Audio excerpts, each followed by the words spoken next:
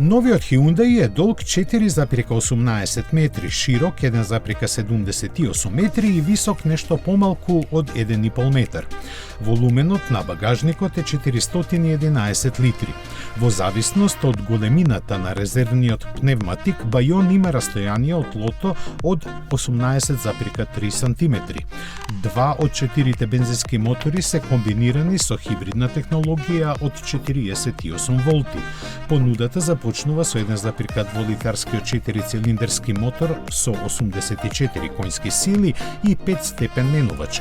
Повеќе мощности испорачува 3-цилиндричниот 1,0 TGDI со 100 или за 20 конски сили посилен како благ хибрид.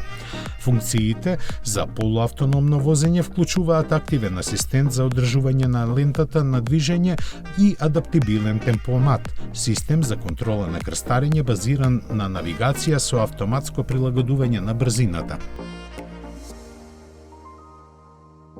Предниот дел на Байон се карактеризира со решетка на ладилникот која е отворена на дното, триделни главни фарови, карактеристични влезови за воздухот и хоризонтална лента за влез на воздухот помеѓу хаубата и решетката на ладилникот.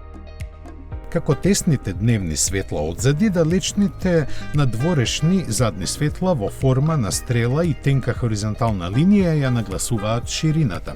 Покрај тоа, оптички издолжено задно стакло го карактеризира задниот поглед. Во зависност од опремата, Байон е поставен на тркала од 15 до 17 инчи. Повеќето надворешни бои може да се комбинираат со контрасен црн покрив. Со индивидуалните функции за возење и инфозабава може да се управува преку дигиталниот кокпит со 10,25 инчен дисплеј и во зависност од опремата преку 8 инчен екран осетлив на допир во боја или 10,25 инчен навигацијски систем. Околу цената се уште не се зборува до комерцијалното лансирање.